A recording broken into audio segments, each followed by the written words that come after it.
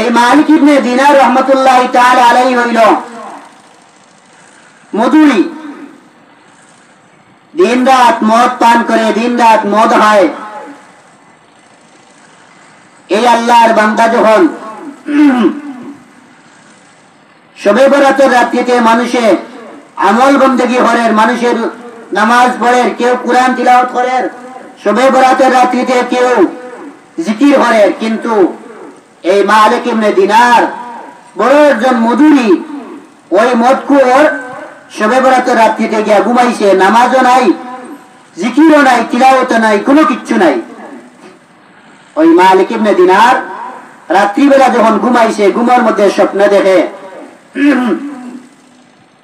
তার একটা মেয়ে ছিল, এই মেয়েটা শৈশবকালে মারা গিয়েছে, দুধের শিশু বাচ্চা মারা গেছে, দুধের শিশু বাচ্চা মারা গেছে। ওই বাচ্চাটা স্বপ্নের মধ্যে দেখা করছে, মালিক ইবনে দিনার দেখে হাশরের ময়দান কায়েম হয়ে গেছে। কিয়ামতের ময়দানে মালিক ইবনে দিনার চতুর্দিকে ঘোরাফেরা করে, আর হাশরের ময়দানে মালিক ইবনে দিনার চক্কর দিতেছে, আর একটা সাপ মালিক ইবনে দিনারে তাড়িয়ে আনছে। এখন মালিক ইবনে দিনার হাশরের ময়দানে শুধু চক্কর দিতে আসে। হাশরের ময়দানে মালিক ইবনে দিনার চক্কর দিতে দিতে এক পর্যায়ে সামনে গিয়া দেখে একটা বৃদ্ধ মানুষ। মালিক ইবনে দিনার ওই বৃদ্ধ মানুষকে ডাক দিছে, চাচা তুমি আমারে বাঁচাও, চাচা তুমি আমারে বাঁচাও। মালিক ইবনে দিনার রহমতুল্লাহ আলাইহি যখন বলছে চাচা আমারে বাঁচাও, তখন ওই বৃদ্ধ ব্যক্তি হয়, বাবা আমি দুর্বল, আমি বাঁচাইতে পারতাম না, আমার কোনো আমল নাই। আর পিছনে যে একটা সাপ, সাপে দাওয়া হরের, ও সাপ ওকে তাবড়াইয়া আনছে তারে খাওয়ার লাগি। আর মালিক ইবনে দিনারে চক্কর দিলে হাশরের ময়দানে, চক্কর দিতে দিতে এক পর্যায়ে দেখে ওই যে তার শিশু বাচ্চা, যেটা শৈশবকালে মারা গিয়েছিল, ওই বাচ্চাটা বাবার কাছে এসে বলে, আব্বা আলাম ইয়ানি লিল্লাযীনা আমানু আও তাখশা কুলুবুহুম লিযিকরিল্লাহ। ও আব্বা, এখনো তোমার কি সময় হয় নাই? আল্লাহর ভয় তোমার অন্তরে কি লাগে না? আল্লাহর ভয় কি তোমার অন্তরের মধ্যে নাই? এখনো কি তোমার সময় বাকি নাই? এখনো আল্লাহর ইবাদত বন্দেগী হলো না কেন? এখনো কি আল্লাহর বন্দেগী হলো না কেন? মালিক ইবনে দিনার রহমতুল্লাহ তাআলা আলাইহি ফরমায়েন, ও আমার শিশু মেয়ে, তুমি কেমনে ভাবে? তুমি তো জীবনে কুরআনে কারীম তিলাওয়াত করো নাই, কুরআন শরীফও জানো না, মক্তবে একদিন গেছো না, তাহলে তুমি কেমনে কুরআন কারীমের আয়াত তিলাওয়াত করলা?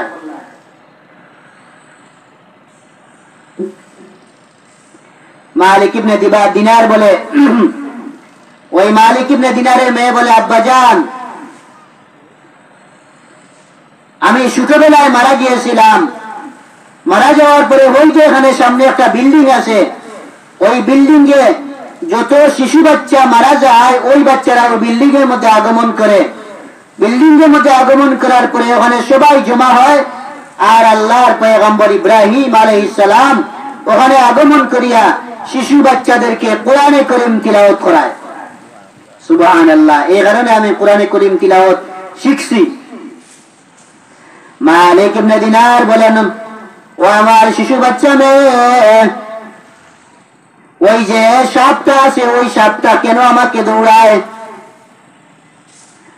মালিক ইবনে দিনারের মেয়ে বলে, ও আব্বাজান ওই সাপটা আপনার জীবনের বদ আমল আপনার বেশি, বদ আমল আপনার দৌড়াইছে। ও আব্বাজান বদ আমল আপনার বেশি। আর সামনে যে বৃদ্ধ ব্যক্তি দেখা যায়, ওই ব্যক্তি কইল, তোমার জীবনের নেক আমল, তোমার নেক আমল কম, আর তোমার বদ আমল বেশি, নেক আমল কম এবং বদ আমল বেশি। ও আব্বাজান, তোমার এখনো কি সময় হয় না? আল্লাহর ইবাদত বন্দেগী করতে পারো না? ও আব্বা, তুমি এখনো রাত্রি সময় আছে, তুমি এখনো গিয়া আল্লাহর কাছে কান্নাকাটি করো, এখনো তুমি তওবা করো। আলাম ইয়ানি লিল্লাযীনা আমানু আও তাখশা কুলুবুহুম লিযিকরিল্লাহ। এখনো কি সময় হয় নাই? এখনো কি সময় হয় নাই? আল্লাহর ইবাদত বন্দেগী করো না? এখনো কি তোমার দিন যায় নাই? আল্লাহর ইবাদত বন্দেগী করো না? এখনো কি তোমার সময় হয় না? আল্লাহর ইবাদত বন্দেগী করো না কেন? এই মালিক ইবনে দিনার এই স্বপ্ন দেখার পরে হঠাৎ তার ঘুম ভেঙে গেছে। ঘুম ভাঙ্গার পরে এখন মালিক ইবনে দিনার রহমতুল্লাহ আলাইহি দেখে এখনো রাত শেষ হয় নাই, এখনো রাত্রি বাকি আছে।